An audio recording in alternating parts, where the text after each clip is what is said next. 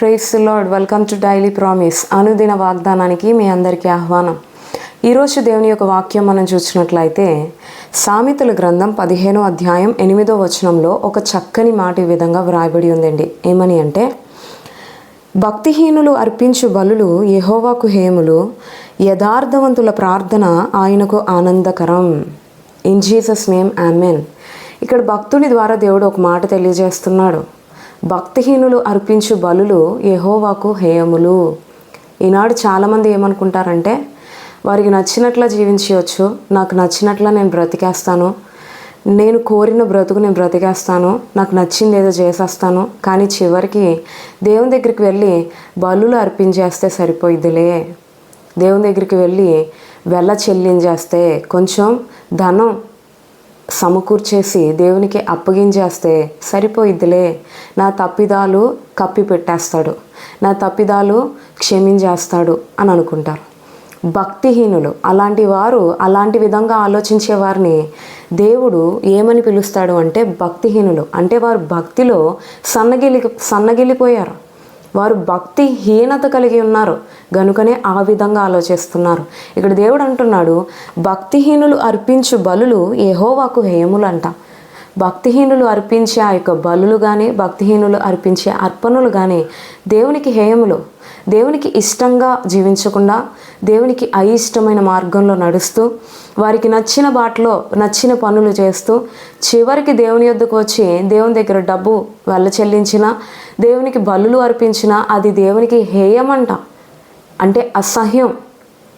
నువ్వు దేవుని యొద్దకు వచ్చి దేవునికి నచ్చిన విధంగా జీవించక, నీకు నచ్చిన విధంగా నీకు ఇష్టానుసారంగా బ్రతికి ప్రభువుకి నువ్వు ఎన్ని కానుకలు అర్పించినా, ఎంత సొమ్ము ఇచ్చినా, నువ్వు ఎన్ని బలులు అర్పించినా అది దేవునికి అసహ్యం అన్న విషయాన్ని గుర్తించు. మొదటిగా అట్టి వారినే దేవుడు భక్తిహీనులు అని దేవుడు తెలియజేస్తున్నాడు.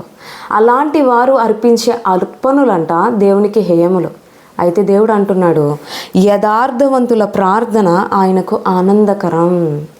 యథార్థంగా ఎవరైతే ప్రార్థిస్తారో, యథార్థంగా ఎవరైతే జీవిస్తారో, బయటైనా లోపలైనా ఒకేలా ఎవరైతే ప్రవర్తిస్తారో వారినే దేవుడు యథార్థవంతులు అంటున్నాడు. నా దేవుడు కూడా, నీవు నేను సేవిస్తున్న దేవుడు కూడా యథార్థవంతుడు. ఆయన బయట ఒకలాగే ఉన్నాడు, లోపల కూడా ఒకలాగే ఉన్నాడు. బయటేమో మంచి మాటలు మాట్లాడుతూ లోపలేమో కుల్లి స్వభావం పెట్టుకునే దేవుడు కాడు నీవు నేను సేవిస్తున్న యేసుక్రీస్తు. ఆయన యథార్థవంతుడు. యథార్థవంతుడైన దేవుడు నా నుంచి కోరుకుంటుంది కూడా యథార్థంగా ఉండాలని, యథార్థంగానే మనం జీవించాలని, యథార్థంగా ప్రార్థించాలని. యథార్థంగా ప్రార్థించే విషయంలో చాలామంది యథార్థంగా ప్రార్థించరు. బయటేమో ఒకలా ప్రార్థిస్తారు, లోపలేమో ఒక స్వభావం కలిగి ఉంటారు, ఒక స్వభావం కలిగి ప్రార్థిస్తారు. అలాంటి ప్రార్థన దేవుడికి ఇష్టం కాదు. కానీ యథార్థవంతుల ప్రార్థన దేవునికి ఆనందాన్ని తెస్తుందంట. ఈరోజు నీ ప్రార్థన బట్టి దేవుడు ఆనందిస్తున్నాడా? సొలొమోను ప్రార్థించాడు. సొలొమోను ప్రార్థన అంట దేవునికి ఇష్టమైందంట, దేవునికి ఇష్టకరంగా, అది ఎంతో ప్రియకరంగా ఉందంట సొలొమోను ప్రార్థన. ఈరోజు నీ జీవితంలో కూడా దేవుడు ఆశిస్తుంది ఏంటంటే, యథార్థంగా ప్రార్థించు, దేవునికి ఇష్టకరమైన ప్రార్థన ప్రార్థించడానికి ప్రయత్నించు. అట్టి ప్రార్థన దేవునికి ఆనందాన్ని తెస్తుంది. ఈరోజు ఏదో ప్రార్థన చేస్తాను, ఏదో డిమాండ్ చేసేస్తాను, ప్రేయర్లో డిమాండింగ్ ఎక్కువైపోతుంది. నాకు ఇస్తావా ఇవ్వవా, చేస్తావా చెయ్యవా అని ప్రభు దగ్గర డిమాండ్ చేయడం కాదు, ప్రభు దగ్గర బ్రతిమిలాడుకో, దేవునికి ఇష్టకరమైన ప్రార్థన చేయడానికి ప్రయత్నించు. దేవుడు యథార్థవంతుల ప్రార్థన వినే దేవుడుగా ఉన్నాడు. యథార్థవంతుల ప్రార్థన దేవునికి ఆనందకరం అన్న విషయాన్ని గమనించు. నువ్వు భక్తిహీనత కలిగి దేవునికి ప్రార్థించిన ఆ ప్రార్థన దేవుని సన్నిధికి చేరదు, దేవునికి అసహ్యం. అయితే నువ్వు యథార్థంగా ప్రార్థించినట్లయితే అది దేవునికి ఎంతో ఆనందకరం. తద్వారా నీ ప్రార్థనలకు దేవుడు ఖచ్చితంగా జవాబిస్తాడు అన్న విషయాన్ని గమనించి భక్తిహీనతను మానుకొని యథార్థంగా జీవించు, యథార్థంగా ప్రార్థించు.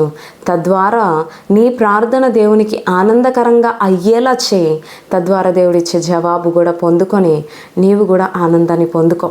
అటువంటి గొప్ప కృప ప్రభు నీకు మరియు నాకు సదాకాలం దయచేయునుగాక. ఆమెన్.